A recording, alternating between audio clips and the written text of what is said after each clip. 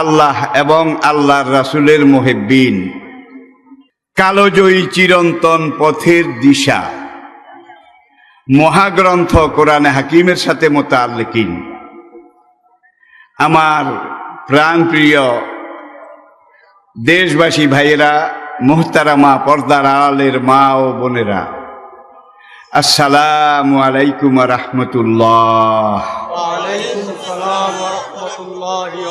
শুরুতে আমি বিশ্ব নিয়ন্তা, সর্বপ্রদাতা, আলেমুল গাইব, আলা কুল্লি শাইইন কাদির, ফাআলুল লিমা ইউরিদ, আন্নাল কুওয়াতা লিল্লাহি জামিয়া, লা তাখুযহু সিনাতুন ওয়ালা নাওম।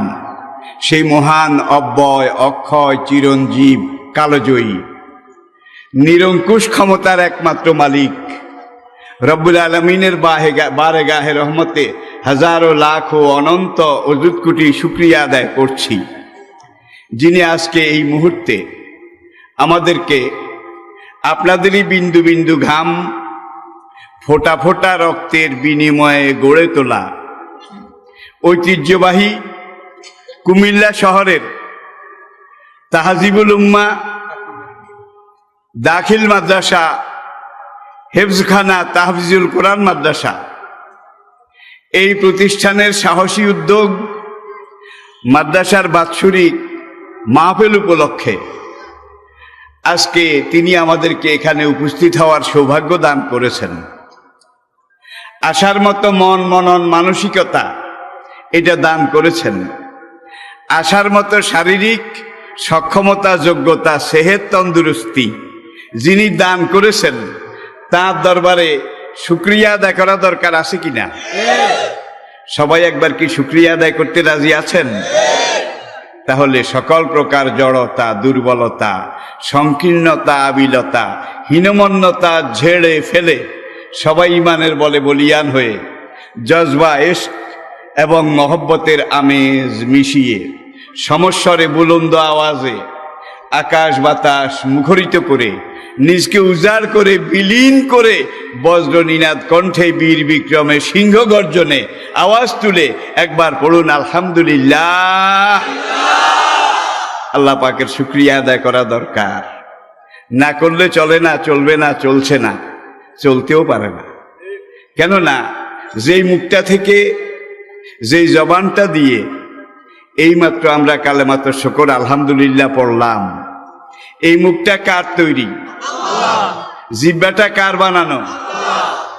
আলাম নাজআল্লাহু আইনাইনে ওয়া লিসানাও ওয়া শাফাতাইনে। তোমাকে দেখার জন্য দুটা চোখ, কথা বলার জন্য একটা জিহ্বা, জিহ্বার সামনে এক জোড়া ঠোঁট, মাইকের সাউন্ড বক্সের মতো আমি আল্লাহ তৈরি করে দিয়েছি। পড়েন সুবহানাল্লাহ। কথা বলার জন্য জিহ্বা ভিতরে উপরে নিচে নড়াচড়া শুরু করে, সঙ্গে সঙ্গে ঠোঁট দুটো ফাঁক হয়, কথা বেরিয়ে আসে, ঠিক কিনা বলেন? যদি জিহ্বা ভিতরে থেকে কথা বলার জন্য যতই নড়াচড়া শুরু করুক, ঠোঁট দুটো যদি এই সময় বলে উই আর নট নড়ন চড়ন, আমরা এখন নড়াচড়া করতে রাজি নই, তাহলে কথা খুব সুন্দর হবে নাকি? আবার কথা বলার জন্য ঠোঁট দুটা যখন এইভাবে উপরে নিচে ফাঁক হওয়া শুরু করেছে, এ সময় জিহ্বা যদি ভিতরে থেকে বলে যে আমি এখন মোরাকাবায় বসেছি, আমি এখন নড়াচড়া করতে পারবো না, তাহলে তো কথা খুব সুন্দর হবে নাকি? আবার দেখুন, কথা বলার জন্য জিহ্বা নড়াচড়া হরকত শুরু করেছে, ঠোঁট দুটো যদি বলে আমি 2 মিনিট পরে ফাঁক হব, এবার কথা খুব সুন্দর হবে নাকি? আবার ঠোঁট দুটো কথা বলার জন্য নড়াচড়া শুরু করেছে, জিহ্বা বলে আমি 1.5 মিনিট পরে নড়াচড়া শুরু করব, এবার কথা হবে? যখন যে মুহূর্তে যেভাবে যতটুকুন দরকার জিহ্বা নড়ে, ঠোঁট দুটো ফাঁক হয়, 1 সেকেন্ড আগেও নয়, 1 সেকেন্ড পরেও নয়। জিহ্বা এবং ঠোঁট এই দুইটার সাথে সম্পৃক্ততা, ইংরেজিতে যেটাকে বলা হয় কোঅর্ডিনেশন, একটার সাথে একটার এই যে ব্যবস্থাপনা, এটা কে করে দিয়েছেন? আল্লাহ পাকের কাছে ফরিয়াদ করি তাহজিবুল উম্মাহ মাদ্রাসার আজকের এই তাফসিরুল কোরআন মাহফিল, এটার উসিলা এবং বারাকাতে রব্বুল আলামিন আমরা যারা উপস্থিত হয়েছি, যারা উপস্থিত হব, তুমি মেহেরবানি করে আমাদের মগজ, দেমাগ, হার্ট, বাল্ব, লিভার, কিডনি, পিত্ত, ব্লাডার, প্রোস্টেট গ্ল্যান্ড সহ প্রত্যেকটা জটিল অঙ্গ প্রত্যঙ্গ সারা দুনিয়া বিক্রি করলেও একটা দাম হবে বোধ হয়। এই মাহফিলের উসিলায়, কোরআনে পাকের উসিলায় মেহেরবানি করে আমাদের শরীরের প্রত্যেকটা জটিল অঙ্গ প্রত্যঙ্গ তোমার এই দেওয়া নেয়ামতগুলো জীবনের শেষ নিঃশ্বাস পর্যন্ত তুমি সুস্থ রাখো, সচল রাখো, সবল রাখো। ওই বাঁচায় কি লাভ হবে? আপনি বেঁচে আছেন কিন্তু আপনার কিডনিটা নিউট্রাল হয়ে গেছে, ফাংশনলেস হয়ে গেছে, কিডনি কাজ করে না, তাইলে এই বাঁচায় কোনো লাভ আছে? কত মানুষ বিছানায় পড়ে থাকে মাসের পর মাস, বছরের পর বছর, এপাশ থেকে ওপাশ ফিরাতে 3 জনে ধরা লাগে, ঠিক কিনা? আল্লাহ রাব্বুল আলামিন এই ধরনের পর্যায় পরিণতি থেকে আজকের এই মাহফিলের উসিলা এবং বারাকাতে আমাদের সবাইকে নাজাত দান করুন। হেঁটে চলে রুকু সেজদা করে কাজকর্ম করে জীবনের শেষ নিঃশ্বাস পর্যন্ত সুস্থ সবল সচল অবস্থায় তুমি আমাদেরকে জীবন দান করো, বলুন আমিন। দীর্ঘক্ষণ আমি কথা বলবো না, কারণ আমার পরে হযরত আল্লামা মাওলানা মুহাদ্দিস মুহাক্কিক মুফতি ফজিলাতুল শায়েখ উস্তাদুল আসাতেজা হযরত আল্লামা মাওলানা মুফতি সাহেব তিনি আছেন, তিনি আপনাদের সামনে আসবেন। সুতরাং সময় আমরা নিজেরা ভাগাভাগি করে নিতে চাই। আপনারা রাজি আছেন না? আমি লম্বা চৌড়া কোনো কথা বলবো না, যেহেতু এটা মাদ্রাসা, কোরআন হেফজ করানো হয়, কোরআন মুখস্থ করানো হয়, কোরআন সহি তেলাওয়াত শিখানো হয়, কোরআনের অর্থ তর্জমা এগুলো শিখানো হয়, ঠিক কিনা বলেন? তাইলে এটা কোরআনের ঘর নাকি? এই মাদ্রাসা দারুল কোরআন, দারুল কোরআন। তাহলে আমরা কোরআনের সাথে একটা সম্পর্ক দরকার আছে নাকি নাই? দরকার আছে নাকি নাই? ইন্না নাহনু নাযালনা যিকরা ওয়া ইন্না লাহু লাহাফিজুন। আল্লাহ পাক ইরশাদ করছেন, আমি আল্লাহ নিজে স্বয়ং এই কোরআন নাজিল করেছি, আর কিয়ামত পর্যন্ত এই কোরআনকে হেফাজত করার দায়িত্ব আমি আল্লাহ আমার নিজের হাতে রেখেছি। সুবহানাল্লাহ। তাহলে কোরআন হেফাজত করার দায়িত্ব কার হাতে? আল্লাহর হাতে। আল্লাহর হাত নরম না শক্ত? শক্ত। সবল না দুর্বল? সচল না অচল? আন্নাল কুওয়াতা লিল্লাহি জামিয়া। সকল শক্তির উৎস তিনি, ঠিক কিনা বলেন? পুরা দুনিয়াতে আজকে সব বাতিল, কোরআনপন্থী, ইসলামপন্থী মুসলমানদের বিরুদ্ধে এক হয়েছে। কাফের, বেঈমান এবং মুনাফিক, ঠিক কিনা বলেন? তারা চাচ্ছে ইসলামকে দুনিয়ার বুক থেকে মিটিয়ে দেবে, বিলীন করে দেবে। আবার আরেক দিক থেকে আজকে ফিলিস্তিন বলেন, সিরিয়া বলেন, ইয়েমেন বলেন, কাশ্মীর বলেন, ইরাক বলেন, তারপরে প্রত্যেকটা মুসলমান দেশে আজকে মুসলমান এদেরকে খতম করার জন্য পরিকল্পনা চলছে, ঠিক কিনা বলেন?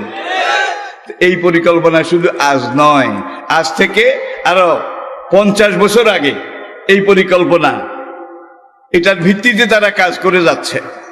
তার সাথে আমি আপনাদেরকে একটা সুসংবাদ দিচ্ছি। 1980 সনে আমেরিকা যুক্তরাষ্ট্রে মসজিদ ছিল 3 খান। কয়খান? 38 বছর পরে আজকে 2018 সালে সে আমেরিকায় মসজিদের সংখ্যা 4642। 4642। কোথায় ছিল 3 খান, আর কোথায় এখন 4500-এর উপরে। বিগত 1980 সনে ব্রিটেনে মসজিদের সংখ্যা ছিল 6 খান, আর আজকে সেখানে মসজিদের সংখ্যা 3000-এরও বেশি। তাহলে বোঝা গেল মসজিদের সংখ্যা যেভাবে বাড়তেছে, মুসল্লির সংখ্যা এইভাবে বাড়ে না নাকি? বাড়তেছে। তাইলে একদিকে খতম করো, খতম করো। আরেকদিকে আল্লাহ পরিকল্পনা নিয়েছেন বৃদ্ধি করো, বৃদ্ধি করো, ঠিক কিনা বলেন? তাহলে দেখা যায় অমাকারু অমাকার আল্লাহ, আল্লাহু খায়রুল মাকিরিন। যুগে যুগে বাতিল বিভিন্ন পরিকল্পনা এইভাবে করেছে, করে নাই? আবার আল্লাহও একটা পরিকল্পনা করেছেন। কার পরিকল্পনা যুগে যুগে বিজয়ী হয়েছে বলেন? বলেন। আর আল্লাহর হাতে, আল্লাহর গজবে খতম হওয়ার আগে বাতিলের সবচেয়ে বেশি শক্তি এটা প্রদর্শন করে। আর বাতিল শক্তি যখন সবচেয়ে বেশি প্রয়োগ করে তখন আল্লাহর সাহায্য আল্লাহর পক্ষ থেকে নেমে আসে। আল্লাহ ইন্না নাসরাল্লাহি কারীব। তাহলে আল্লাহর সাহায্য আছে নাকি নাই? আছে নাকি নাই? কিয়ামত পর্যন্ত আল্লাহ পাক এইভাবে মুসলমানদেরকে, মুমিনদেরকে সাহায্য করবেন। এমন এক সময় আমি আপনাদের সাথে কথা বলছি যেটা বিশ্ব সভ্যতার একেবারে শেষ সময়, শেষ সময়। সারা দুনিয়ার প্রেক্ষাপট, কোরআন হাদিস এগুলা পর্যবেক্ষণ পর্যালোচনা করলে দেখা যায় দুনিয়ার সময় আর বেশি নাই। ইমাম মাহাদি আসার সময় একেবারে কাছাকাছি। আর আজকে দামেস্কে যে যুদ্ধ চলছে, সিরিয়ায় যে যুদ্ধ চলছে, এটাই বোধহয় ইমাম মাহদী আলাইহিস সালাম আর ঈসা আলাইহিস সালাম আসার পূর্ব লক্ষণ, ঠিক কিনা বলেন? হুজুর ইরশাদ করেছেন, আল খেলাফাতু বাদি সালাসুনা আমান। আমি নবী দুনিয়া থেকে চলে গেলে পুরা দুনিয়াতে ইসলামী খেলাফত 30 বছর টিকে থাকবে। ছিল কিনা? খোলাফায়ে রাশিদিন। সুম্মা তাকুনু মুলকান গাদ্দান। তারপরে হবে শোষক জুলুমবাজ রাজতন্ত্র। হয়েছে কিনা? রাজতন্ত্র বেশি দিন থাকবে না, এটা বিদায় নিয়ে যাবে। সুম্মা তাকুনু মুলকান গাদ্দান, মুলকান জাবাবেরা। রাজতন্ত্রের বিদায়ের পরে পুরা দুনিয়ায় কায়েম হবে স্বৈরতন্ত্র, স্বৈরাচার। হয় নাই বোধ হয়? হয় নাই বোধ হয়? তাহলে গণতন্ত্রের নাম হোক, মানবাধিকারের নাম হোক, যেই নামেই হোক, আজকে পুরা দুনিয়াতে স্বৈরাচার চলছে, ঠিক কিনা বলেন? আর ওরা বোধহয় মনে করেছে আমরা চিরদিন থাকবো। আল্লাহ রাসূল ইরশাদ করেছেন স্বৈরাচারও বেশি দিন থাকবে না। এমন একটা সময় আসবে পুরা দুনিয়া থেকে স্বৈরাচার বিলীন নিশ্চিহ্ন হয়ে যাবে।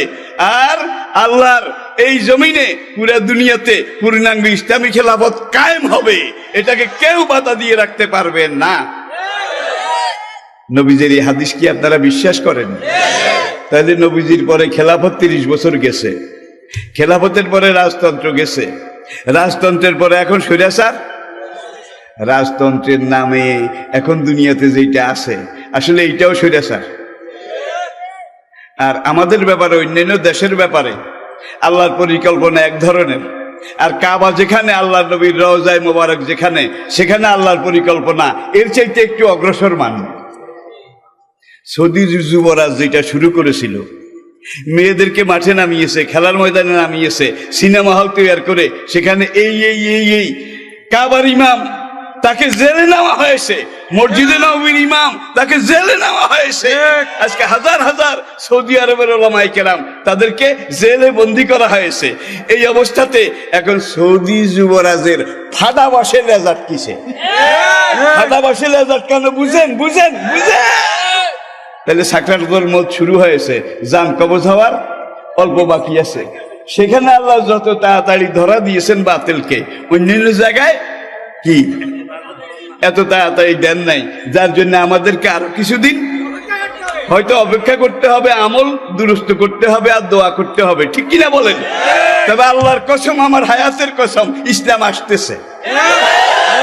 এটাকে কেউ বাধা দিয়ে রাখতে পারবে না। আরবের এক কবি, সাবা মুআল্লাকার কবি, একদিন মাথা আশ্রায় চিরুনি দিয়ে, বাবরি চুল ছিল, আশ্রাতে আশ্রাতে দেখে যে একটা চুল সাদা হয়ে গেছে। কবি তখন বলে, মারহাবান মারহাবান, আহলান সাহলান মারহাবা, আহলান সাহলান মারহাবা। হে নবাগত মেহমান, তোমাকে স্বাগতম, তোমাকে স্বাগতম, তোমাকে ওয়েলকাম। পাকঘরে ছিল কবির বিবি। বিবি এই চিৎকার শুনে তড়িঘড়ি এসে বলে যে মরার পিণ্ডি, তোমার আবার কি হয়েছে মাথা আশ্রাতে বসে এইভাবে মারহাবা আহলান সাহলান? হে সম্মানিত মেহমান, তোমার জন্য আমি অপেক্ষা করতেছি, তুমি আসো আসো, আমি তোমাকে মোবারকবাদ জানাই। কোথায় মেহমান? কাউকে তো দেখি না। কবি বলে এই, বুঝতে পেরেছেন? সাদা চুল ওটা, মরার পিণ্ডি। তুমি তো বুড়িয়ে যাচ্ছ, বুড়ো হয়ে যাচ্ছ, এটা তার ফার্স্ট সিগন্যাল। এটাকে তুমি এইভাবে স্বাগতম স্বাগতম করো, এটাকে তুমি ঝাড়ুমার ঝাড়ুমার, দেখ তোর যা যা, চলে যা, ফিরে যা, এই কথা বলার দরকার ছিল। এটা না করে তুমি কি করো? দেখা যায় তোমার হেড অফিসের তার, এটা স্টেশন আউট হয়ে গেছে। কবি বলে না, স্টেশন আউট হয় নাই। ফালাম্মা রাআইতু সাহেবা লাহা বিয়াদুহু বিমিসরাকি রাসি, আমি মাথার সাথে যখন দেখলাম একটা চুল সাদা হয়ে গেছে, এই সাদা চুলটা আমার বার্ধক্য শুরুর পূর্ব লক্ষণ। এখন আমি এইটাকে ওয়েলকাম করতেছি, ওয়েলকাম করতেছি। কবি সাহেবের বিবি বলে ওয়েলকাম নয়, বরং ঝাড়ুমার ঝাড়ুমার, এটা বলা উচিত ছিল। কয় না, ওলা আলেম তুইন কাফাফত তাহিয়াতি, আমি বুঝেছি, যদি বুঝতে পারতাম এটাকে চলে যা, ফিরে যা, দুত্তর সাই, তোকে আমি দেখতে চাই না, ঝাড়ুমারি ঝাড়ুমারি, এই কথা বললে মেহমান চলে যাবে। এটা যদি বুঝতাম তাহলে এই ঝাড়ুমার এই ধরনের কথা বলতাম। কিন্তু আমি যখন বুঝেছি এই মেহমান এমন মেহমান, যেই মেহমানকে আমি ওয়েলকাম করলেও আসবে, ওয়েলকাম না করলেও আসবে, ঝাড়ুমার করলেও আসবে। ঠিক কিনা জোরে বলে? আলহামদুলিল্লাহ, ইসলাম আসতেছে। ইসলামকে আপনারা ওয়েলকাম করতে রাজি আছেন? জোরে বলেন, রাজি আছেন? তাহলে এখন থেকে আপনারা ইসলামের পক্ষে কাজ করুন, কোরআনের পক্ষে কাজ করুন। আপনারা কোরআন ইসলামের সহযোগী, সহকর্মী, সহমর্মী, সহধর্মী হয়ে যান, কোরআনের পক্ষ শক্তি হয়ে যান। রাজি আছেন? রাজি আছেন? পুরা দুনিয়াতে খেলাফতে ইসলামের শোভে সাদেক দেখা যাচ্ছে। এই কিছুদিন আগে বিলাতে ওয়েস্টমিনিস্টার সিটিতে আমি একটা লাইব্রেরিতে ঢুকলাম। Foils, foils, the biggest book shop of the world, দুনিয়ার সবচেয়ে বড় বইয়ের দোকান। সেখান থেকে আমি কিছু বই টই কিনলাম। কিনে বের হয়ে দেখি যে সেই লন্ডনের রাজপথে একটা দোতলা গাড়ি, গাঢ় নীল রঙের, সেই গাড়ির উপরে লেখা আল্লাহ গায়াতুনা অর রাসূল জাইমুনা অল কোরআন ও দালিলুনা অল জিহাদ ও সাবিলুনা। আল্লাহু আকবার, আল্লাহু আকবার। বিলাতের রাস্তায় আল্লাহ গায়াতুনা, আল্লাহ আমাদের লক্ষ্য মোক্ষ, আল্লাহ আমাদের উদ্দেশ্য। ও রাসূল ও জাইমুনা, রাসূল আমাদের সেনাপতি। অল কোরআন ও দালিলুনা, কোরআন আমাদের সংবিধান। অল জেহাদ ও সাবিলুনা, আর জেহাদ হচ্ছে আমাদের একমাত্র পন্থা। ঠিক কিনা বলেন? তাইলে এখানে আমাদের দেশেও যারা ফিরে যায় ঝাড়ুমার ঝাড়ুমার বলেন, ওদের ভাগার কোনো রাস্তা ওরা খুঁজে পাবে না। এমন সময় ইনশাআল্লাহ অতি নিকটে, অতি নিকটে ইনশাআল্লাহ যত বাধা দেবে ইসলামের বৈপ্লবিক গতিশক্তি তত বাড়বে। জোরে বলেন ঠিক কিনা?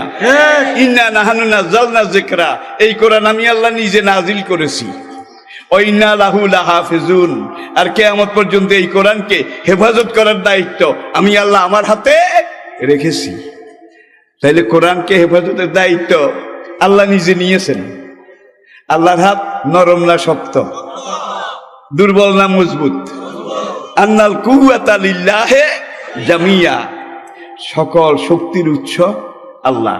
আর কোরআনের আগে মাসালুহুম ফিত তাওরাতে ও মাসালুহুম ফিল ইনজিল ইন্না হাযা লাফি সুহফিল উলা সুহফি ইব্রাহিমা ওয়া মূসা। কোরআনের আগে তাওরাত ছিল, ঠিক কিনা বলেন? তাওরাতের পরে জাবুর ছিল, জাবুরের পরে ইনজিল ছিল। সেই তাওরাতের কোনো কপি, সহি শুদ্ধ কোনো কপি আজকে দুনিয়ার কোথাও নেই, পাওয়া যায় না। জাবুরের কোনো কপি দুনিয়ার কোথাও নেই, ইনজিলের কোনো কপি দুনিয়ার কোথাও নেই। এমনকি তাওরাতের ভাষা হিব্রু, এব্রানি, সেই ভাষাটাও আজকে দুনিয়ার কোথাও নেই। ঠিক কিনা বলেন? ইনজিলের ভাষা সুরিয়ানি, সেই ভাষাটাও আজকে দুনিয়ার কোথাও নেই। আর জাবুরের ভাষা ইউনানি, সেই ভাষাটাও আজকে দুনিয়ার কোথাও নেই। কোরআন নাজিলের ১৫০০ বছর পরে। আজকে Arabic is the second and international language of the modern world. কোরআনের ভাষা আরবি, এটা আজকে দুনিয়াতে ২ নম্বরে সবচেয়ে সমৃদ্ধ এবং গ্রহণযোগ্য ভাষা। দিন যত যাচ্ছে কোরআনের ভাষা এটা তত এগিয়ে যাচ্ছে, ঠিক কিনা বলেন? আর এইটা এত সুন্দর, এত মিহিন, এত ভালো, এটা মানুষ যত পড়ে, যত তেলাওয়াত করে মন ভরে না, যত পড়ে আরো পড়ার ইচ্ছা করে, ঠিক কিনা বলেন? কোরআনের প্রথম সূরা ফাতিহা। ৫ ওয়াক্ত নামাজ যারা পড়েন তারা দৈনিক এই প্রথম সূরাটা কয়বার পড়েন? সেরেছে। ফরজে লাগে কি ৫ বার? ফরজে লাগে, ওয়াজিবে লাগে না? বেতেরে, সুন্নতে, নফলে, তাহাজ্জুদে, চাশতে, আউয়াবিনে, ইশরাকে। লা সালাতা ইল্লা বিফাতিহাতিল কিতাব। সূরা ফাতিহা না পড়লে তো নামাজি হয় না, হবে না, ঠিক কিনা বলেন? তাহলে একজন নামাজি প্রতিদিন কয়েক ডজন বার কোরআনের এই প্রথম সূরাটা তেলাওয়াত করে, ঠিক কিনা বলেন? আপনি ৫ বছর বয়সে এই সূরাটা মুখস্থ করেছেন, এখন আপনার বয়স ৫০, ৬০, ৭০, ৮০ বছর, বার্ধক্যে এসে উপনীত হয়েছেন। প্রতিদিন কয়েক ডজন বার তেলাওয়াত করতে করতে করতে করতে কার মন তিতা হয়ে গেছে? একটু হাত দেখান। কি?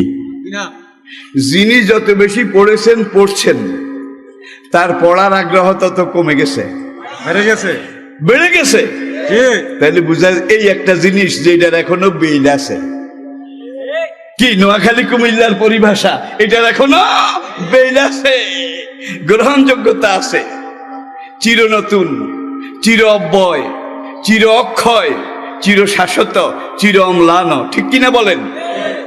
তাওরাতের জামানায় তাওরাতের একজন হাফেজ সাহেব ছিল, এমন কোন প্রমাণ, কোন ইনসাইক্লোপিডিয়া, কোন বিশ্বকোষে আছে? একজন হাফেজ থাকলেও সেটা লেখা থাকতো। জবুরের যুগে, দাউদ আলাইহিস সালামের জামানায় জাবুর কিতাবের একজন হাফেজ সাহেব ছিল, এমন রেকর্ড আছে। ইনজিলের যুগে ইনজিল কিতাবের একজন হাফেজ সাহেব ছিল, এমন রেকর্ড দুনিয়াতে আছে। প্রাচীন ভারতে সত্য, ত্রেতা, দাপর যুগে বেদের একজন হাফেজ ব্রাহ্মণ ছিল, এমন রেকর্ড আছে। গীতার কোন হাফেজ ব্রাহ্মণ ছিল? বুদ্ধদেবের জামানায়, বুদ্ধদেবের যুগে ত্রিপিটকের কোন একজন হাফেজ সাহেব ছিল, এমন কোন রেকর্ড আছে? জোরে বলেন। আর তাওরাতের ভাষা হিব্রু, একটু আগে বলেছি, বলে ইসমাইল বি মেউদ মেউদ শোনেম অতহিব্রেথি বি মেউদ শোনেম গাই গাদল। তাওরাতের হিব্রু ভাষা। এগুলো কি মুখস্থ করার জিনিস? আর মুখস্থ করলে এগুলো মনে রাখতে পারে এমন কোন বাপের বেটা নাই। বেদের ভাষা জবা কুসুমা শঙ্কা সমকাশ্য পিয়ং নাসং ও সামুন্ডে জয় জয় সম্ভয় সম্ভয় সর্বসত্তা নামং সাহা। এগুলা কি মুখস্থ করা যায়? মুখস্থ করলেও মনে রাখা যায় না। কিন্তু ইয়াসিন আল কোরআনিল, এই কিছুদিন আগে পেপারে দেখলাম ৬.৫ বছরের একটা বাচ্চা ৩০ পারা কোরআনের হাফেজ হয়ে গেছে। ওলাকা দিয়ে সারনাল কোরআন আলী জেকরে ফাহাল মিন মুদ্দাকির। এই কোরআন এমন কোরআন, এটা শব্দের গ্রন্থ না, ভাবের দোত না, সুরের ব্যঞ্জনা, ফসাহাত, বালাগাত সব কিছু মিলিয়ে আমি আল্লাহ এটাকে নিজের কুদরতে এমন ভাবে রচনা করেছি যেটা কোনোদিন পুরানো হবে না, যেটা কোনোদিন আউটডেটেড, ইনভ্যালিড হবে না। ১,৫০০ বছর আগে যেমন নতুন ছিল, আজকেও নতুন। আজকে কম্পিউটার আবিষ্কার হয়েছে, ভূমিকা এই কথাটা বলে নেই। কম্পিউটার আধুনিক বিজ্ঞানের সবচেয়ে বড় আবিষ্কার কোনটা? কম্পিউটার। এর চাইতে বড় কিছু এখনো হয়নি, হলে বলা যাবে। আধুনিক বিজ্ঞানের সবচেয়ে বড় আবিষ্কার কম্পিউটার। আপনারা শুনলে আনন্দিত হবেন।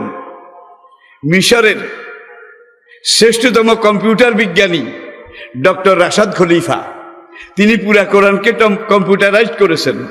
করার পরে তিনি দেখতে পেয়েছেন এই কোরআন 19-এর গাঁথনিতে আল্লাহ এমনভাবে গেঁথে দিয়েছেন, 19-এর গাঁথনিতে বিসমিল্লাহির রহমানির রহিম, এখানে একটা হলো বার সাথে এসএম, তারপরে আল্লাহ, তারপরে রহমান, তারপরে রাহিম।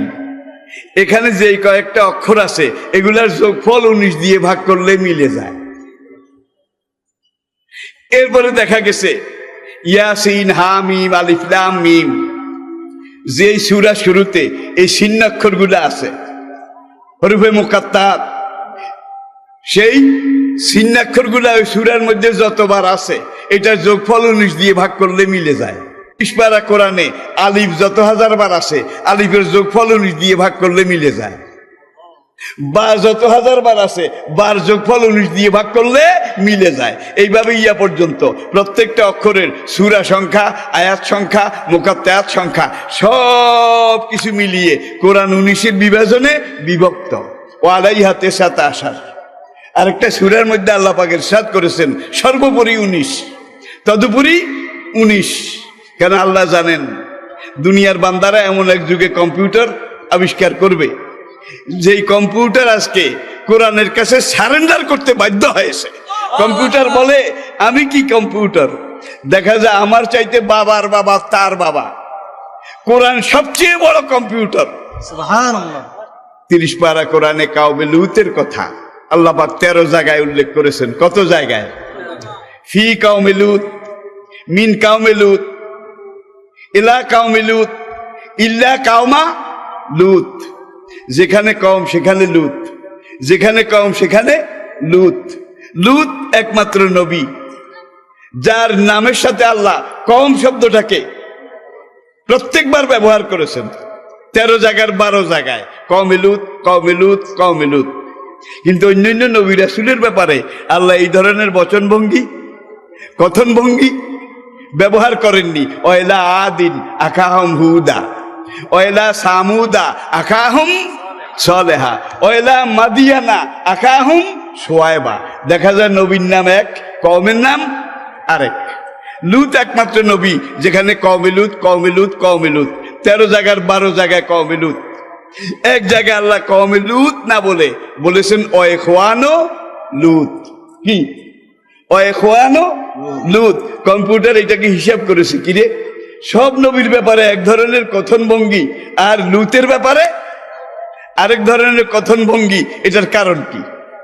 এখন কম্পিউটার কম, 2 নক্তলা কাফ ওয়াও মিম, কম। এই পুরা কোরআনে কম শব্দ যতবার আছে এইটা ছাড়াও কমের বাইরে 30 পারা কোরআনে বড় কাপ যতবার আছে বড় কাপের যোগফল এটাকে একত্র করে 19 দিয়ে ভাগ করে সে মিলে গেছে। এরপরে আসেন একটা আয়াতে কওমে লুত না বলে আল্লাহ কি বলছেন? ইখওয়ানু লুত, লুতের ভাইয়েরা, লুত নবীর ভাইয়েরা। কম্পিউটার এখানে জিজ্ঞেস করলো সব জায়গায় কম, সব জায়গায় কম, এই একটা জায়গায় কম না বলে আল্লাহ কি বলেছেন? ইখওয়ানু লুত। এইবার আলিফ এটাকে যোগ করেছে কম্পিউটার, পুরা কোরআনে আলিফ যতবার আছে এটাকে যোগ করার পরে দেখা গেছে আলিফের যোগফল এইটাও 19 দিয়ে ভাগ করার পরে মিলে গেছে। তাহলে 13 জায়গার 12 জায়গায় কওমে লুত। 2 নক্তাওয়ালা কাপের যোগফল 19-এর ভাগে মিলেছে। আরেক জায়গায় কওমে লুত না বলে কি বলেছে? ইখওয়ানু লুত। আলিফের যোগফল 19-এর ভাগে মিলে গেছে। আর যদি এই 13 জায়গার শেষ জায়গায় আল্লাহ কওমে লুত বলতেন তাহলে 2 নক্তাওয়ালা কাফ একটা বেশি হয়ে যেত, আলিফ একটা কম হয়ে যেত। কম্পিউটারের ভাগে 19-এর ভাগে মিলতো না। ঠিক কিনা বলেন? ঠিক কিনা বলেন?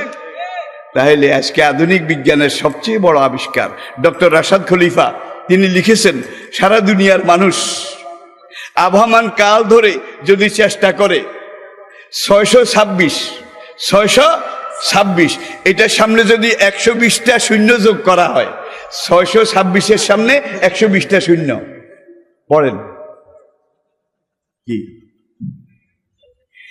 এইভাবে এইটাকে যদি কোটি কোটি অনন্ত কোটি দিয়ে পূরণ করা হয়, পূরণ ফল যত হবে দুনিয়ার মানুষ অনন্তকাল ধরে চেষ্টা করলেও কোরআনের মতো একটা কোরআনের মতো একটা আয়াত বানাতে পারবে না। ঠিক কিনা জোরে বলেন, ঠিক কিনা জোরে বলেন। তাহলে আমি আপনাদের খেদমতে আরজ করছিলাম, এই মাদ্রাসা কোরআন হেফজ করার মাদ্রাসা, ছেলেরাও করে মেয়েরাও করে। আর কোরআন এই যে হেফজ করার ব্যবস্থা, কোরআন একমাত্র আসমানি কিতাব, যেদিন থেকে নাজিল শুরু সেদিন থেকে হাফেজ শুরু। কি আল্লামা বালাজুরি লিখেছেন, বিদায় হজের হুজুরের জীবনের শেষ মাহফিল, শেষ তাফসির মাহফিল, বিদায় হজের ভাষণ। সেখানে 1,40,000 সাহাবা ছিলেন। আর আহমদের বর্ণনা অনুযায়ী 1,24,000। তারা সবাই হাফেজে কোরআন ছিলেন। ওআইসির হিসাব অনুযায়ী, সর্বশেষ হিসাব যেটা 2017-তে আন্তর্জাতিক সারা দুনিয়ার হিসাব, বর্তমান পৃথিবীতে 4,36,00,000 আন্তর্জাতিক মানের হাফেজে কোরআন জীবিত আছে। এই 4,36,00,000-এর মধ্যে কিন্তু আপনার আমার গ্রামের আদম আলী হাফেজ সাহেবের নাম নাই, কদম আলী হাফেজ সাহেব নাই, কুব্বাদ আলী হাফেজ সাহেব নাই। এই 4,36,00,000 ওই সকল হাফেজ যারা স্টেজে দাঁড়িয়ে আন্তর্জাতিক হেফজ কোরআন প্রতিযোগিতায় বিসমিল্লাহির রহমানির রহিম দিয়ে শুরু করে মিনাল জিন্নাতে ও নাসে গিয়ে শেষ করে, একবার একটা লোকমাও লাগে না। তুফানি হাফেজ চিনেন? তুফানি হাফেজ। তাহলে বুঝা গেল এই কোরআন যারা মুখস্থ করতে চায় আল্লাহ পাক মুখস্থ করা সহজ করে দিয়েছেন, যারা বুঝতে চায় বুঝা সহজ করে দিয়েছেন, যারা কোরআন অনুযায়ী আমল করতে চায় কোরআন অনুযায়ী আমল করা আল্লাহ পাক সহজ করে দিয়েছেন। পড়েন সুবহানাল্লাহ, পড়েন সুবহানাল্লাহ। হাসরের কঠিন দিনে নবীজি শাফায়াত করবেন, এটা আমাদের আহলে সুন্নাত ওয়াল জামাতের ঈমান এবং আকীদা। ঠিক কি না? কে শাফায়াত করবেন? আমাদের নবী। আপনারা কি আমার সাথে একমত? আমি জোর করে আমার মত কিন্তু আপনাদের উপরে চাপাই দিচ্ছি না। মানজাল্লাযী ইয়াশফাউ ইনদাহু, আয়াতুল কুরসিতে আপনারা প্রত্যেকদিন তেলাওয়াত করেন। কে আছে এমন যে হাসরের ময়দানে আল্লাহর কাছে শাফায়াত করতে সাহস করবে? ইল্লা বিইজনিহি, আল্লাহর অনুমতি ছাড়া। সূরা নাবার মধ্যে আল্লাহ পাক ইরশাদ করেছেন, ইয়াউমা ইয়াকুমুর রূহু ওয়াল মালায়েকাতু সাফফা, সমস্ত মানুষের রূহ জিবরাইলের নেতৃত্বে সমস্ত ফেরেশতারা তারা সব লাইন বেঁধে হাসরের মাঠে দাঁড়িয়ে যাবে। লা ইয়াতাকাল্লামুন, ভয়ে কেউ টু শব্দ রা শব্দ করবে না, সব চুপ হয়ে থাকবে। ইল্লা মান আযিনা লাহুর রহমান, হাসরের মাঠে একমাত্র তিনিই কথা বলতে পারবেন, রহমান যাকে কথা বলার অনুমতি দেবেন। হাসরের ময়দানটা এমন হবে, বুখারী শরীফ কিতাবুশ শাফাত, অনেক লম্বা হাদিস, আমি শেষ অংশটা আপনাদের সামনে বলছি। ওয়াকুলু আদম সফিউল্লাহ ইয়া রব্বে নফসি নফসি, ওয়াকুলু নূহ নবিয়ুল্লাহ ইয়া রব্বে নফসি নফসি, ويقول إبراهيم خليل الله يا رب نفسي نفسي، ويقول إسماعيل ذبيح الله يا رب نفسي نفسي، ويقول موسى كليم الله يا رب نفسي نفسي، ويقول عيسى روح الله يا رب نفسي نفسي، ويقول محمد رسول الله صلى الله عليه وسلم يا رب أمتي أمتي من لأمتي يا رب। হাসরের ময়দানটা এমন ভয়াবহ হবে, আদম আলাইহিস সালাম থেকে ঈসা আলাইহিস সালাম পর্যন্ত সমস্ত উলুল আজম পয়গম্বর আম্বিয়া কেরাম তারা সবাই নফসি নফসি বলবে। আমার কি উপায়, আমার কি উপায়, ঠিক কিনা বলেন? তাহলে হাসরের ময়দানে সমস্ত নবী রাসূল যেখানে নফসি নফসি বলবে, একদল মানুষ এখনো বিশ্বাস করে তাদের বেনামাজি পীর, আগুসুল্লা পীর 6 মাসে একবার গোসল করে না, কিনা দিয়ে হেঁটে গেলে বুড়া পাঠার গন্ধ আসে। এই পিসাবের মুরিদ হয়ে পিসাবকে সেজদা করে তারপরে বলে যার পীর নাই তার শির নাই, যার পীর নাই তার পার নাই। পাগল মনরে গুরু ভজনা, গুরু বিনে মুক্তি পাবি না, গুরু নামে আসে সুদা, গুরু খোদা নয় কো জুদা। সবাই বলেন লা হাওলা ওয়ালা কুওয়াতা। তাদের পীর আর খোদা এই দুইটা ভিন্ন না, যেটা পীর সেটাই খোদা, ঠিক কিনা বলেন? যেখানে রেসালতের অবস্থা নফসি নফসি, সেখানে বেলায়েতের অবস্থা এটা বলে আল্লাহ, ঠিক কিনা বলেন? তাহলে বোঝা গেল ইল্লা মান আযানা লাহুর রহমান, রহমান শুধু একজনকে অনুমতি দেবেন, তিনি কে? কে কে? মাকামে মাহমুদে আল্লাহ পাকের আরশে আজিমের নিচে একটা কুরসি থাকবে স্পেশাল, সোনার তৈরি, মণিমুক্তা, হীরা মুক্তা, হ্যাঁ, সম্পৃক্ত এই শাফায়াতের কুরসি মাকামে মাহমুদে। সেখানে সেজদায় পড়ে আমাদের নবী বলবেন, ইয়া রব্বে উম্মতি উম্মতি মানলে উম্মতি ইয়া রব। হুজুর এমন ভাবে উম্মতের জন্য কাঁদবেন। হাদিসের ব্যাখ্যার মধ্যে আল্লামা ইবনে হাজার আসকালানী রহমতুল্লাহ আলাই, আল্লামা শেখ আহমদ কস্তালানী রহমতুল্লাহ আলাই, আল্লামা বদরুদ্দিন আইনি রহমতুল্লাহ আলাই, আল্লামা মহিউদ্দিন নবী রহমতুল্লাহ আলাই, মোল্লা আলী কারি রহমতুল্লাহ আলাই, হাদিসের যারা সবচেয়ে বড় ইমাম, তারা সবাই একটাই অর্থ লিখেছেন। সেই অর্থটা হলো, হুজুর যখন ওইভাবে কাঁদবেন, হুজুরের উম্মতের জন্য এই কান্নায় আরশ, কুরসি, লৌহ, কলম সবকিছুর মধ্যে ভূমিকম্পের মতো একটা ক্রন্দন এবং প্রকম্প সৃষ্টি হয়ে যাবে, সব থর থর করে কাঁপবে। আল্লাহু আকবার। আরশ, কুরসি, লৌহ, কলমের এই আহাজারি রোনাজারি এটা যখন শুরু হয়ে যাবে, তখন আল্লাহ পাকের রহমতের দরিয়া জোয়ার আসবে। আল্লাহ আরশে আজিম থেকে বলবেন, ইয়া মুহাম্মদ ইরফা রাসাকা, ওগো মুহাম্মদ সাল্লাল্লাহু আলাইহি সাল্লাম, আপনি এইভাবে আর কাঁদবেন না। আপনার কান্নায় আরশ, কুরসি, লৌহ, কলমের যে অবস্থা হয়েছে, ইরফা রাসাকা, আপনি সিজদা থেকে মাথা তুলুন, আপনি কান্না থামান। ইশফা তুশাফা, আপনি কার জন্য শাফায়াত করতে চান করুন। তুশাফা মাজহুলে সিগা, কবুল করা হবে, কবুল করা হবে। আপনি কার জন্য সুপারিশ করতে চান করেন। হুজুর মাথা তুলবেন না, কাঁদতে থাকবেন। বুখারীর হাদিস, আল্লাহ দ্বিতীয়বার ডাক দিবেন, কুম ইয়া হাবিবি, ওগো আমার হাবিব, আপনি উম্মতের জন্য এইভাবে কাঁদবেন না, আপনি উঠুন, আপনি মাথা তুলুন। সাল তুতা, আপনি কি বলেন, কি চান, যা চান তা দেওয়া হবে। আপনার মর্জির বিরুদ্ধে, আপনার ইচ্ছার বিরুদ্ধে আপনার একজন গুনাহগার উম্মতেরও আমি আল্লাহ কিসমতের ফয়সালা করব না। আপনি যাকে যেইভাবে চান আমি আল্লাহ সেইভাবে তাকে মুক্তি দিয়ে দেব। বলেন আলহামদুলিল্লাহ, বলেন আলহামদুলিল্লাহ। তাহলে বোঝা গেল এই উম্মতগুলো যত রকমের পাপি টাপি সব আছে, কিন্তু শিরক থেকে মুক্ত। কি শিরক থেকে আল্লাহ ধন নবীকে দিয়া আল্লাহ গেছেন ফকির হইয়া, নবীর ধন খাজায় নিয়া শুইয়া রয়েছেন আজমিরে খাজারে দরবারে, কেউ ফিরে না।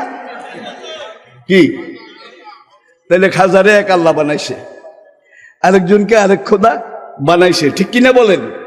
কিন্তু বোঝা গেল আজকে আমরা ইতিহাসের এমন এক পর্যায়ে এসে পৌঁছেছি, কোথায় আল্লাহ, কোথায় রাসূল, কোথায় কোরআন, কোথায় ইসলাম, কোথায় দিন, এগুলার খোঁজ খবর মুসলমান জাতি তারা অনেকেই রাখে না। জোরে বলেন ঠিক কিনা? নবী মাথা তুলবেন, মাথা তুলে শাফায়াত শুরু করবেন। নবী যখন শাফায়াত সুপারিশ শুরু করবেন, ফাউলাইকা আনাম আল্লাহু আলাইহিম মিনান নাবিয়িনা ওয়াস সিদ্দিকিনা ওয়াস শুহাদায়ে ওয়াস সালিহিন, চার পর্যায়ের মানুষকে আল্লাহ পাক মুক্তি দিয়ে বেহেশতে দিয়ে দেবেন। এই চার পর্যায়ের কারা? মিনান নাবিয়িন। তাহলে নবীরাও বেহেশতে যেতে হবে কার সুপারিশে? কার সুপারিশে? ওয়াস সিদ্দিকিন, নবীদের সাথে যুগে যুগে দ্বীনের জন্য যারা এইভাবে আমল করেছে, সহযোগী, সহকর্মী, সহধর্মী, সহমর্মী হিসাবে দ্বীনের সহযোগিতা করেছে তারা। অশুহাদা, যুগে যুগে দ্বীনের জন্য হক কথা বলে হক পন্থায় ডেকে যারা শাহাদাত বরণ করেছেন তারা। অসালিহীন, আর যারা সব নবীর উম্মতের নেককার বান্দা। এই চার পর্যায়ের মানুষ বেহেশতে চলে যাবে। বলেন আলহামদুলিল্লাহ, আলহামদুলিল্লাহ। শেষ পর্যায়টা হলো অসালিহীন, নেককার বান্দা, অর্থাৎ হাসরের ময়দানে যাদের নেকের পাল্লা ভারী হবে। আল্লাহ তুমি আমাদেরকে সেই দলের মধ্যে কবুল করে নিও, সেই দলের মধ্যে কবুল করে নিও। এইবার নবী সুপারিশ করবেন, সুপারিশ করবেন, যার জন্য করেন আল্লাহ, হ্যাঁ ওকে ওকে, নবী যার জন্য বলেন ওকে ওকে, এইভাবে করতে করতে এমন এক পর্যায়ে আসবে নবীজি একটু হাঁফিয়ে যাবেন, কয় যা বলি তা করে, যা চাই তা দেয়, কিন্তু চাওয়ারও তো একটা সীমা পরিসীমা আছে। ইন্নী ইস্তাহিয়াতু আলা নাফসি, আল্লাহর কাছে আরো বেশি চাইতে আমার শরম লাগে। এই কথা বলেও আল্লাহ নবী জান্নাতুল ফেরদাউসের দিকে তাকাবেন। নবীজি মাকামে মাহমুদে বসে যখন জান্নাতুল ফেরদাউসের দিকে তাকাবেন, তখন জান্নাতুল ফেরদাউসের দিক থেকে একটা নূরের শামিয়ানা, একটা সাদা দবদবে, যেটার উপরে মণিমুক্তা হীরা জহরতের কাঙ্গুরা কাজ করা, নকশা করা, এটা আরশে আজিম জান্নাতুল ফেরদাউসের দিক থেকে উড়ে এসে আল্লাহ পাকের আরশে আজিমের সামনে বসবে। পড়েন সুবহানাল্লাহ। আর এইটা যেই দুনিয়া আমরা বসবাস করি, সূর্য উদয় এবং অস্ত তার চাইতে লক্ষ কোটি গুণ বেশি বড় হবে। এই সাদা শামিয়ানার 70,000 পাখা হবে, 70,000 পাখা হবে। এই সময়ের ভিতরে আল্লাহ কিন্তু গুনাহগার যারা, তাদের বিরুদ্ধে হুলিয়া গ্রেপ্তারি পরোয়ানা জারি করে দুজকের দারোগা মালিক ফেরেশতা তাকে ডেকে বলবে যে এই এরা এদের গুনার পরিমাণ বেশি, বদের পাল্লা ভারী, এদেরকে অ্যারেস্ট করো, গ্রেফতার করো, খুজুহু ফাগুল্লুহু সুম্মাল জাহিমা সল্লুহু, লোহার শিকল দিয়ে বেঁধে এদেরকে জাহান্নামে ফেলে দাও। এখন মালিক ফেরেশতা তার লক্ষ লক্ষ লক্ষ লক্ষ বাহিনী পুলিশ থাকবে, তাদেরকে ডেকে স্লিপ দিয়ে বলবে ধর তুই এই 10 জন, তুই এই 6 জন, তুই এই 9 জন, বাপের নামও লেখা আছে আসামির, আর এই আইডেন্টি কার্ডের মধ্যে আসামির ফটো এইটাও আছে। ফটো কিন্তু জেদ্দাতে ফটো নকল করার প্রতিষ্ঠান আছে, জেদ্দাতে দুনিয়ার বিভিন্ন জায়গায় আছে ফটো, কিন্তু আপনার আঙ্গুলের ছাপ আদম থেকে আজ পর্যন্ত, আজ থেকে কিয়ামত পর্যন্ত 2 জন মানুষের আঙ্গুলের ছাপ একটার সাথে আরেকটা মিলবে না। যার জন্য আজকে আন্তর্জাতিক বিশ্বে দুনিয়ার যে কোনো বিমানবন্দরে আপনি গিয়ে নামেন, আগে আপনার ফিঙ্গারপ্রিন্ট, আঙ্গুলের ছাপ এটা নেয়। পাসপোর্ট জাল হয়, কিন্তু আঙ্গুলের ছাপ আদম আলাইহিস সালাম থেকে আজ পর্যন্ত, আজ থেকে কিয়ামত পর্যন্ত 2 জন মানুষের চেহারা একরকম বানিয়েছে বোধহয়। ফি আইয়ি সূরাতিন মা শাআ রাক্কাবাক, এই আয়াতের তাফসিরে আল্লামা খাকানি রহমতুল্লাহ আলাইহি লিখেছেন কত বড় কারিগর, কত বড় শিল্পী। মাছ একটা দিয়ে একটা বদলানো যায়, গরু একটা দিয়ে একটা পাল্টানো যায়, ঠিক কিনা? কিন্তু মানুষ একটা দিয়ে আরেকটা পাল্টানো যায় নাকি? কত বড় শিল্পী, কত বড় কারিগর, কত ডিজাইন তিনি জানেন, ঠিক কিনা বলেন? আদম আলাইহিস সালাম থেকে কিয়ামত পর্যন্ত 2 জন মানুষের গলার আওয়াজ একরকম আল্লাহ বানাননি, বানাইছে। মনে করেন আপনার গ্রামের একজন অনিন্দ সুন্দরী রূপের পিরামিড মেয়ে, কিছুদিন আগে বিবাহ হয়েছে, মেয়ের স্বামী ঢাকা চট্টগ্রামে থাকে, বিদেশে, সপ্তাহে মাসে একবার বাড়িতে আসে। এখন পাশের গ্রামের এক লুচ্চার গলার আওয়াজ ঠিক ওই মহিলা স্বামীর গলার আওয়াজের মতো। ওই লুচ্চা খারাপ নিয়তে, বদ নিয়তে রাত 12টায় এসে মহিলার দুয়ারে কলিং বেল টিপল। মহিলার ঘুম ভেঙে গেল, ঘুম ঘুম চোখে মহিলা বলে কে গা তুমি? তখন ওই লুচ্চা বলে আমি তোমার স্বামী, দরজাটা খুলে দাও। যত রকমের মুখকে আঁকা বাঁকা করে বলুক, স্বামীর কণ্ঠস্বর এটা বোধহয় কোনো লুচ্চা নকল করতে পারবে? জোরে বলেন। যদি 2 জনের চেহারা একরকম হইতো তাহলে বউ বেচারের কি দশা হইতো বলেন? এইদিকে গেলে আবার এই দিকে আলোচনা হবে না। সুতরাং আমি আবার আমার আগের কথায় ফিরে আসি। এইবার মালিকের পক্ষ থেকে নির্দেশনামা, দোজখের পুলিশের হেড চিফ, কি নাম? মালিক। মালিক তার পুলিশ বাহিনী লক্ষ লক্ষ তাদেরকে নামের লিস্ট দিয়ে দেবে, গ্রেফতার করো, জাহান্নামে ফেলো। আর এই লোকগুলো এমন লোক যাদের পদের পাল্লা ভারী, গুনার পরিমাণ বেশি, কিন্তু কোনোদিন আল্লাহর সাথে কাউকে শরীক করে নাই। রাজি আছেন? রাজি আছেন? ইবাদত বেশি পারেন বেশি করেন, কম পারেন কম করেন, যে দূর পারেন এদূর করেন, দোহাই আল্লাহর শিরক করিয়েন না। ইন্নাল্লাহা লা ইয়াগফিরু আন ইউশরাকা বিহি ওয়া ইয়াগফিরু মা দুনা যালিকা লিমান ইয়াশা। আল্লাহর সাথে যারা শরীক করেছে তাদেরকে আল্লাহ কিছুতেই মাফ করবেন না। শিরকি ছাড়া যত গুনাহ হোক আল্লাহ সেটা মাফ করে দেবেন। পড়েন সুবহানাল্লাহ। ইয়া বুনাইয়া, সূরা লুকমানে আল্লাহ পাক ইরশাদ করেছেন, ইয়া বুনাইয়া লা তুশরিক বিল্লাহ ইন্না শিরকা লা যুলমুন আযীম। এই আয়াতের ব্যাখ্যা মোল্লা আলী কারি রহমতুল্লাহ আলাই তিনি একটা হাদিস এটা কোট করে লিখেছেন। হাদিসটা হলো এই, হাসরের দিন একটা লোকের গুনার পরিমাণ এত এত এত বেশি হবে, তার গুনার স্তূপ একেবারে আকাশ পর্যন্ত উঠে যাবে, এত গুনাহ। এখন এই লোকটার কি উপায়? আল্লাহ বলেন ফাবিজ্জাতি ওয়া জালালি, হাদিসে কুদসি, আমি খোদার ইজ্জতের কসম, আমি খোদার খোদাইয়ের কসম, আমি খোদার শানে জালালিয়তের কসম, এই লোকটার গুনাহ আসমান পরিমাণ, এত বিপুল গুনাহ হয়েছে, এই লোকটাকেও মাফ করা আমি আল্লাহর উপরে ওয়াজিব হয়ে যাবে যদি আমি আল্লাহর সাথে কাউকে শরীক না করে থাকে। আল্লাহু আকবার, আল্লাহু আকবার। আজকে তো শিরকি আমাদেরকে এমন ভাবে পেয়েছে, ডানে বামে উপরে নিচে সামনে পিছনে, ঠিক কিনা বলেন? কোনটা শিরকি কোনটা শিরকি নয় এটা বুঝে ওঠাটাও মুশকিল, ঠিক কিনা? এখন পুলিশ যাবে নামের লিস্ট নিয়ে গ্রেপ্তার করার জন্য, যাদেরকেই গ্রেপ্তার করতে যাবে, এখন ওই যে সাদা শামিয়ানা, তার 70,000 পাখা হবে, সে এক একটা পাখা বাইর করে ফেরেশতা গ্রেপ্তার করার আগে ওই সাদা শামিয়ানা এইভাবে হাত দিয়ে ধরে তার বুকের নিচে পাখার নিচে লুকিয়ে ফেলবে।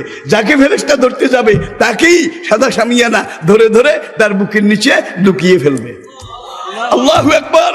একটা আসামিও দোজখের কোনো ফেরেশতা গ্রেপ্তার করতে পারবে না। শেষ বিকালে পুলিশেরা এসে বড় স্যারের কাছে বলে, স্যার একটা আসামিও ধরতে পারিনি।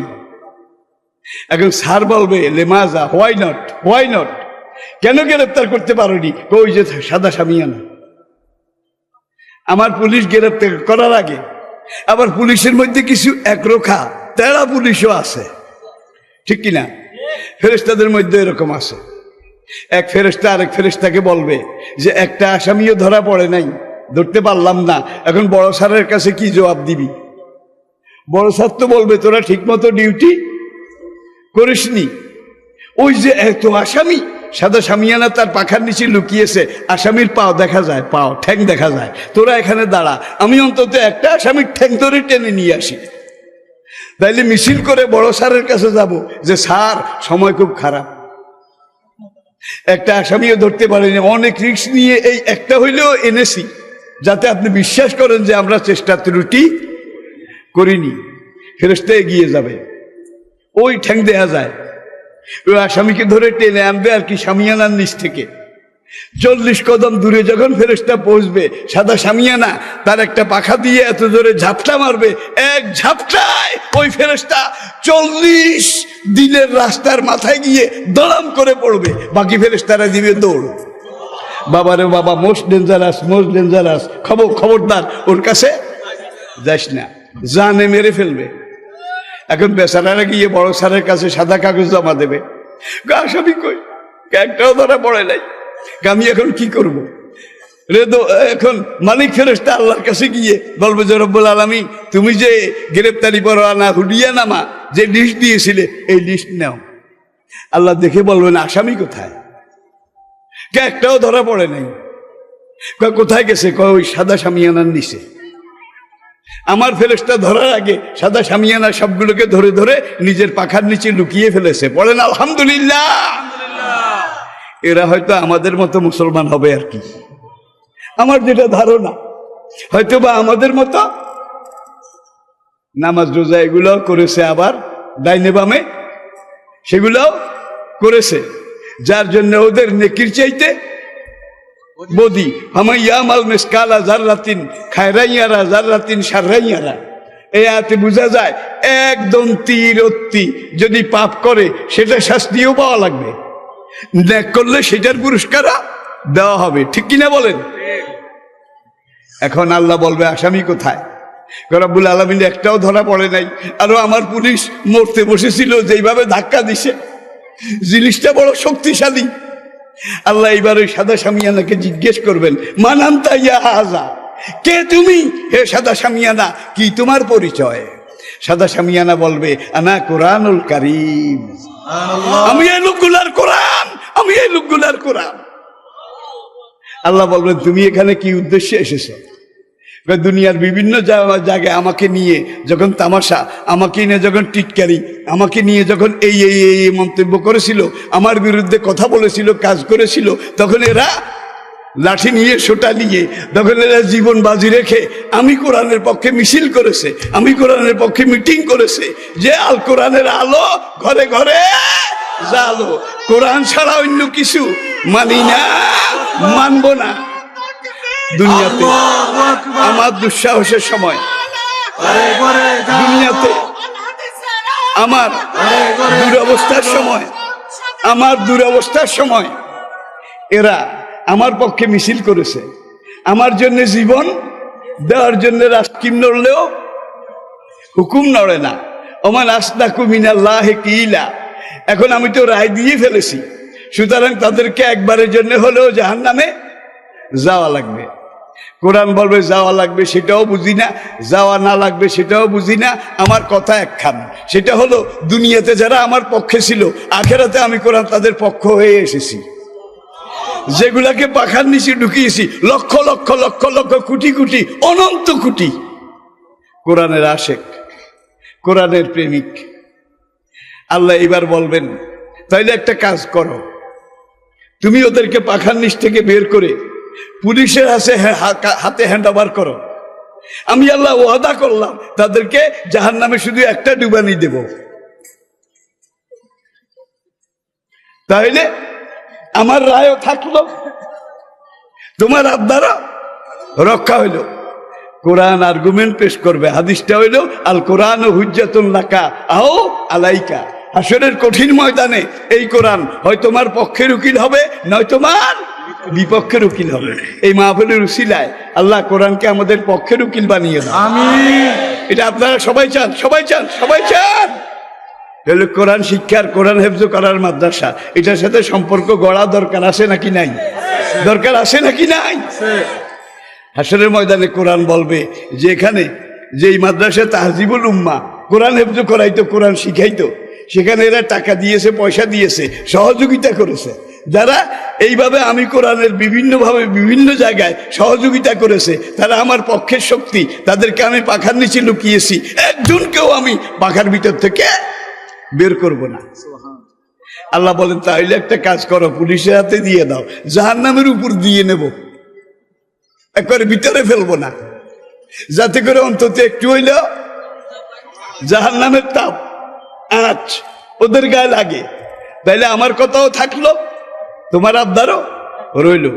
কোরআন বলবে যারা আমার আশিক ছিল, আমার প্রেমিক ছিল, আমার পক্ষের শক্তি ছিল, তাদের একজনকে জাহান্নামে তো যাওয়া দূরের কথা, জাহান্নামের আঁচ লাগুক, এটাও আমি কোরআন মেনে নেব না। কি একটা অসল অবস্থা! আল্লাহ যত বলবে কোরআন ছাড়বে না। হুজ্জতুন, হুজ্জতুন, আর্গুমেন্ট, আর্গুমেন্ট, আর্গুমেন্ট। আল্লাহর সাথে কোরআন এইভাবে বিতর্কে লেগে যাবে। বিতর্কে লেগে যাওয়ার পরে আল্লাহ শেষ পর্যায়ে বলবেন, গাফের তো লাহুম কাদ গাফের তো, যাও কোরআন তোমার আবদার রক্ষা করা হইলো, তাদের সবাইকে মাফ করে দিলাম, সবাইকে মাফ করে দিলাম, সবাইকে মাফ করে দিলাম। জেনারেল এমনেস্টি, সাধারণ ক্ষমা। হাসরের দিন কোন লোকদের জন্য? যারা কোরআনের পক্ষে ছিল, থাকতে চান, থাকতে চান, থাকতে চান, থাকতে চান। আচ্ছা, হাত নামান। আল্লাহ তো ক্ষমা করে দিছে, কিছু সময় কেটে যাবে। আল্লাহ বলবেন, এইবার তুমি পাখার নিচ থেকে ওদেরকে ছেড়ে দাও। এরা পুলসেরাত পার হয়ে, কারণ পুলসেরাতের নিচেই আসল জিনিসটা কোনটা, এরা পুলসেরাত পার হয়ে তারা বেহেশতে চলে যাক।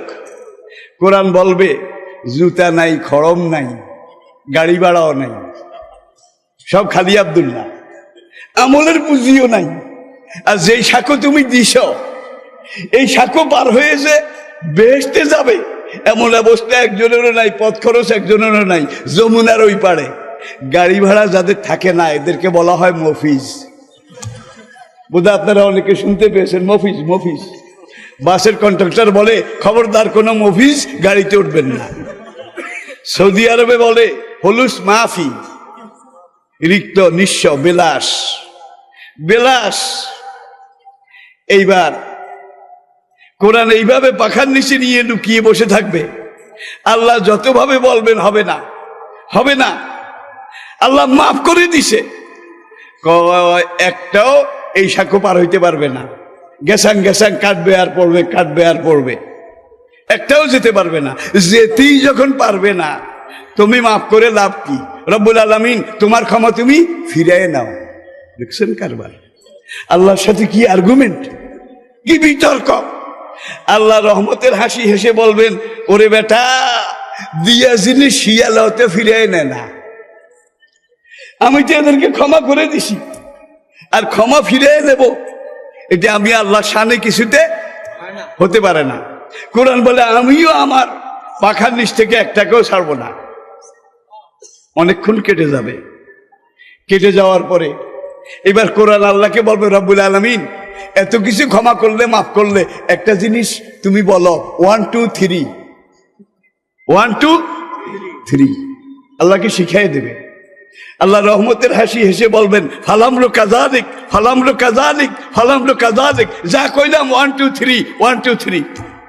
এই পাখার নিচে যত লক্ষ কোটি কোরআনের প্রেমিক আশেক থাকবে, এদেরকে পাখার ভিতরে লুকিয়ে কোরআনের চাদর দিয়ে জড়িয়ে পোলসেরাতের উপর দিয়ে উড়ে উড়ে উড়ে উড়ে বেহেশতের দুয়ারে গিয়ে এইভাবে ঝাড়বে, বেহেশতের দুয়ারে নিয়ে ছেড়ে দেবে। পড়েন সুবহানাল্লাহ। হাত্তা ইযা জাউহা, সূরা জুমর। হাত্তা ইযা জাউহা ওয়া ফাতিহাত আবওয়াবুহা ওয়া ক্বালা লাহুম খাজানাতুহা সালামুন আলাইকুম তিবতুম ফাদখুলুহা খালিদিন। You are the honourable guest of almighty Allah. Your honor please, your excellency please, your royal highness, we welcome you.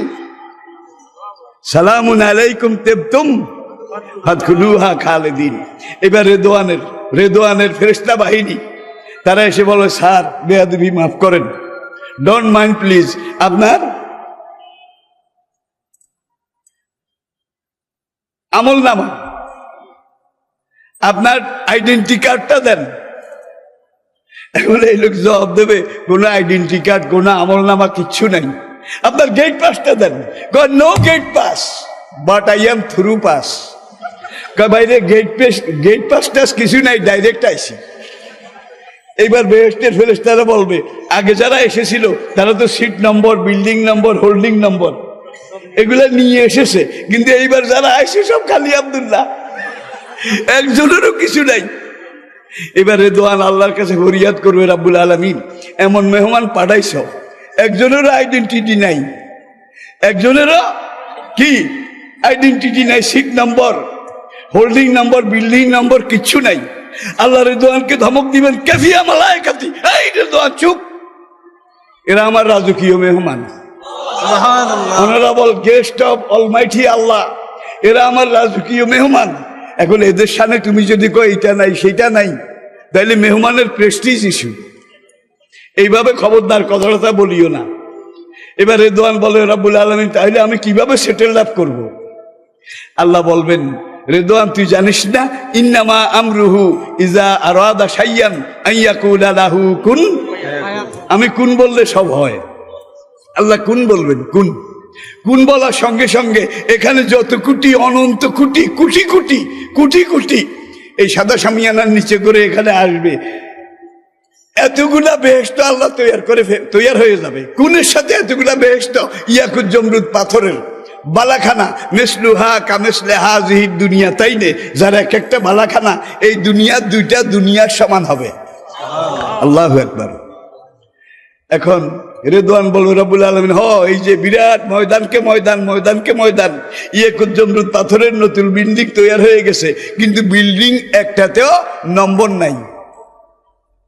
আগের মেহমানদের বিল্ডিং এ নম্বর আসিল, আর এখানে তার কার্ডে নম্বর আসিল, সেইভাবে মিলিয়ে আমরা সেটেল আপ করেছি। এইবার যারা আসছে মেহমানেরও নম্বর নাই, বিল্ডিং যেগুলা কোন ফাইয়া কোন দিয়ে তুমি তৈরি করেছো এগুলারও নম্বর নাই। আল্লাহ বলবেন সব কিছু ঠিক আছে, প্যাসেঞ্জারেরও নম্বর নাই, কি গাড়িরও নম্বর নাই, বিল্ডিং এরও নম্বর নাই। রেদওয়ান বলবে তাহলে কিভাবে রাখবো? আল্লাহ বলবেন দেখেন তোরা এই নতুন বেহেশত এগুলা সামনে দিয়ে এই আমার রাজকীয় মেহমানদেরকে নিয়ে মিছিল শুরু কর। তখন ফেরেশতাদের নেতৃত্বে এই কোরআনের শাফায়াত প্রাপ্ত গুনাহগার বান্দা তাদের জন্য যখন মিছিল শুরু হবে, রেদওয়ান বলবে রব্বুল আলামিন মিছিল শুরু হয়ে গেছে, এখন নম্বর নাই, আমি কি করতে পারি? আল্লাহ বলবেন ফি আইয়ে জান্নাতিন শাআ, যার যেটা পছন্দ হয় তারে সেটার মধ্যে ঢুকাইয়া দে, যার যেটা পছন্দ হয় তারে সেটার মধ্যে ঢুকাইয়া দে। আল্লাহু আকবার। দুনিয়াতে আমাদের অনেক যুবক তরুণ ভাই আছে ঠিক মতো নামাজ পড়ে না, উল্টা সিধা চলে, ঠিক কিনা বলেন? কিন্তু কোরআনের বিরুদ্ধে কেউ কিছু বলেছে? এইটা শুনলে সবাই আগে কোরআনের বিরুদ্ধে কইছে, দরকার হয় জীবন দিয়ে ফেলবো, এরকম আছে কিনা? জোরে করে আছে কিনা? এরকম ব্যবসায়ী আছে, এরকম চাকরিজীবী আছে, আমলের মধ্যে বিভিন্ন রকমের কমতি আছে, কিন্তু কোরআনের মহব্বতের ব্যাপারে কোনো কমতি নাই। এরা হলো সেই ধরনের মানুষ। তাইলে আপনারা এইভাবে কোরআনের পক্ষে আসতে রাজি আছেন? জোরে বলেন আছেন?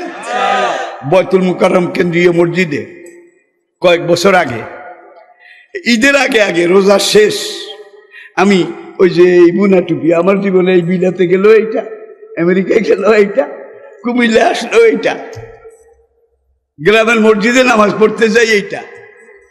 আর আমার শুরু থেকে এই পর্যন্ত বোধহয় অন্য কোনো বেশ আপনারা দেখেছেন পেয়েছেন এইটা। এখন আমি এই টুপি দেখতেছি, এত দোকান, অন্য 11 মাস বয়তুল মুকাররমের এই সামনের বাজারে দোকানদার 10-12 জন, এরা সারা বছর দোকানদারি করে। ঈদের আগে গিয়ে দেখি যে এই মাথা থেকে ওই মাথা শুধু দোকানদার, নতুন দোকানদার, সব নিউ কামার। কারণ এই সময় বেচা বিক্রি বেশি হয়, এই জন্য একদল মাথায় লম্বা চুল, মোজ গোপ সব একেবারে মুন্ডানো কামানো, মোটা বেল্ট, হাই হিল, এইভাবে পরা, দেখলে বোঝা যায় মস্তান দি গ্রেট। আমল কিচ্ছু নাই, কিন্তু টুপির বাজার, এইটা ঈদের বাজারে বিক্রি করে কিছু নগদ পাওয়ার জন্যে দেখি যে নতুন দোকানদার সব এই বেশ। আমি টুপি দেখতেছি, অনেক ভিড়। পাশের দোকানে সেখানেও ভিড়, লোকেরা টুপি, তসবি, আতর এগুলা কিনে। এমন সময় বয়তুল মুকাররমে আসরের আজান শুরু হয়েছে, দোকানদার কিন্তু ওই নতুন আগত, সে এখন বিরক্ত হয়ে বলে বেচা কিনাটা এমন জমে উঠছিল হালায়, আর ওখানে হালায় আজান দিয়ে দিল। ওই দিক থেকে 2 মস্তান কয় কি কইছে রে? আজান রে হালায় কইছে। ধর খানকির পুতেরে, নামাজ পড়ি না, আজান রে হালায় কইছে ধর। বাইরে ভাই, এখন চতুর্দিক থেকে যেগুলো আসে দেখলেই বোঝা যায় একটাও নামাজিও নয়, রোজাদারও নয়, কিন্তু আজান রে হালাই কইছে। ওই দিক থেকে কয় টাকা কি হয়েছে রে? খানকির পুত আজান রে হালাই কইছে। খানকির পুতের ধর, গিয়ার চেঞ্জ করে ফেলা। গিয়ার চেঞ্জ কথাটা আমি আগে জানতাম না, ওদের থেকে শিখছি। গিয়ার চেঞ্জ করে ফেলা, তাহলে বোঝা গেল কোরআনের জন্য আপনারা এইভাবে ময়দানে থাকতে রাজি আছেন? কোরআনের জন্য এইভাবে দাঁড়াইতে রাজি আছেন? এখন দেখি যে চতুর্দিক থেকে ভাই যেই মায়ের আরম্ভ হয়েছে, এরকম ঘুষি, প্রথম ঘুষি দিয়ে নাক ফেটে গেছে, রক্ত স্রোতের মতো পড়তেছে, তারপরেও মারে। দৌড় দিয়ে পুলিশ এসে এখান থেকে কোন রকম বের করে নিয়ে গেছে। তাহলে ইনশাল্লাহ আমরা এইভাবে যদি কোরআনের পক্ষে থাকতে পারি, আমল কম হোক বেশি হোক, এই কোরআনের উসিলায় হাসরের মাঠে আমরা পার হয়ে যাব। কোরআনের ঘর, কোরআন শিক্ষার ঘর এই মাদ্রাসা, এইটার সাথে যদি আপনারা নিজেদেরকে লাগাই দেন, এইটা একটু আগে আমি দেখেছি কোনো ভাই বলেছেন আমি প্যান্ডেল দেব কোরআনের মাহফিলের, কোনো ভাই বলেছেন আমি মাইক দেব, আমি এইটা দেব, আমি সেটা দেব। এরা সবাই কিন্তু কোরআনের পক্ষ শক্তি, যেই কজনে দিছে আপনারা সবাই দিবেন ইনশাল্লাহ। আগামীতে আপনাদের বাচ্চাদেরকে মাদ্রাসায় ভর্তি করান, তার আগে হাফেজে কোরআন হোক, সাহেবে কোরআন হোক, তাহলে হাসুর দিন আদলে এই উসিলায় বেঁচে যাবেন। কোরআন বলবে এরা ছেলেকে কোরআন হেফজ করাইছে, আমি কোরআনের পক্ষে কাজ করেছে, এদের সবাইকে আমি পাখার ভিতরে করে বেহেশতে নিয়ে যেতে চাই। এটা বলার পরে আল্লাহ পাক বলবেন যাও, এরপরেও তোমার কোনো আশেক, তোমার কোনো দুনিয়ার প্রেমিক যদি থেকে থাকে, আমি তোমার জন্য অবারিতভাবে ঘোষণা করলাম, তুমি পাখার ভিতরে করে এইভাবে সবাইকে পার করে বেহেশতে নিয়ে যাও। তাহলে কোরআন হাসরের ময়দানে এইভাবে পার করে বেহেশতে নিয়ে যাক, এটা কি আপনারা চান? এটা কি আপনারা চান? তাহলে আসুন, এখন থেকে যতদিন বাঁচি ইনশাআল্লাহ আমরা কোরআনের পক্ষে ছিলাম, আসি, থাকবো। আর এই মাদ্রাসাগুলা কোরআনের ঘর, ঠিক কিনা বলেন? কোরআন শিক্ষার ঘর। এই ঘরের সাথে যদি আপনি সম্পর্ক রাখেন, তাইলেই তো কোরআনের সাথে সম্পর্ক রাখা হয়ে গেল, ঠিক কিনা বলেন?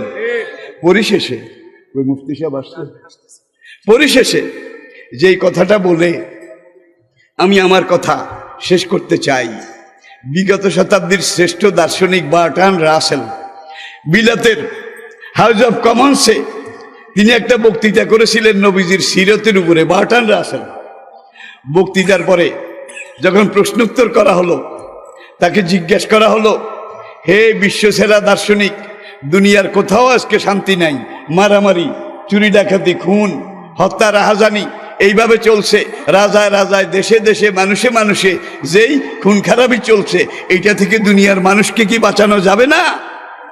বার্ট্রান্ড রাসেল বিলাতের কমন সভার সামনে আঙ্গুল উঁচিয়ে বলেছিলেন, যাবে যাবে, মানুষের তৈরি কোনো আইন দিয়ে নয়, মানুষের তৈরি কোনো মতাদর্শ দিয়ে নয়, মানুষের তৈরি কোনো ফর্মুলা দিয়ে নয়।